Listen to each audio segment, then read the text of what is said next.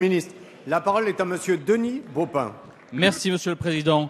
Madame la ministre de l'Écologie, vous avez déclaré la semaine passée que la France devrait programmer une nouvelle génération de réacteurs nucléaires. Au moment où la filière nucléaire française accumule échecs industriels et faillites financières, je ne vous cache pas que cette déclaration nous a laissés pour le moins dubitatifs. Certes, vous avez cassé un tabou en actant que tous les vieux réacteurs ne seront pas prolongés. Le président de l'autorité de sûreté l'a d'ailleurs confirmé hier. Par ailleurs, en parlant de génération nouvelle, vous tirez la conclusion logique du fiasco de l'EPR.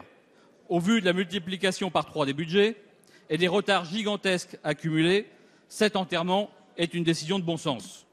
Nos voisins britanniques, eux aussi, s'interrogent sur la pertinence du projet EPR Hinkley Point, tellement coûteux que l'électricité y serait 30 à 50% plus chère que l'éolien terrestre. Dans ces conditions, Madame la Ministre, puisque le nucléaire neuf n'est pas compétitif, ne serait-il pas temps d'ouvrir un grand débat sur la meilleure façon de remplacer le vieux nucléaire? En 2014, 2/3 des installations nouvelles de production d'énergie dans le monde étaient renouvelables. Et la part du nucléaire dans le mix électrique mondial ne cesse de chuter. Au moment où le monde entier se tourne vers l'efficacité énergétique et les renouvelables, notre pays a-t-il éternellement vocation à s'isoler? Nous n'avons pas le droit, la réponse est claire de ce côté-là, nous n'avons pas le droit de nous tromper une nouvelle fois en nous entêtant à produire des Minitel quand le monde entier passe à Internet. Avant toute décision, donnons la parole aux Français.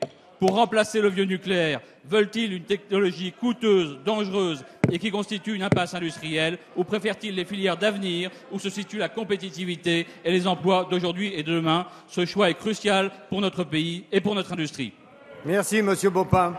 La parole est à Madame Ségolène Royal, ministre de l'Écologie, du Développement durable et de l'Énergie. Merci, Monsieur le Président. Monsieur le député, le débat que vous demandez, nous l'avons eu, puisque nous avons débattu de la loi de transition énergétique et qui a permis de poser très clairement l'idée selon laquelle nous ne devons pas, en France, opposer les énergies les unes aux autres.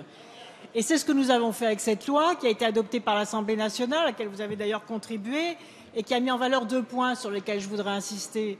D'abord, nous devons rééquilibrer notre modèle énergétique. C'est ce que nous faisons, puisque la loi prévoit de réduire la part du nucléaire dans la consommation finale d'électricité pour passer de 50% à 75%. C'est déjà un effort considérable de montée en puissance des énergies renouvelables que nous devons réaliser.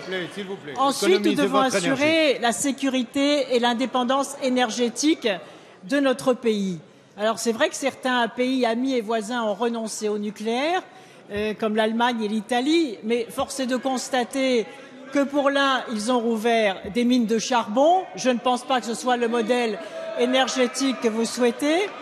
Et par ailleurs, ils achètent en France de l'électricité d'origine nucléaire, puisque la France vend 15% de sa production d'électricité. Mais si la réalité est là.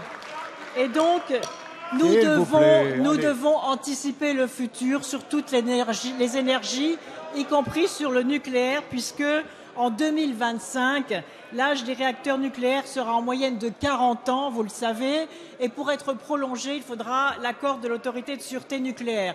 Et c'est pourquoi nos entreprises, EDF, Areva et le CEA, investissent dans l'innovation et dans les nouvelles technologies des nouveaux réacteurs qui tiendront compte du retour d'expérience de la 3e génération et de la 4e génération, comme c'est le cas pour le démonstrateur. Merci.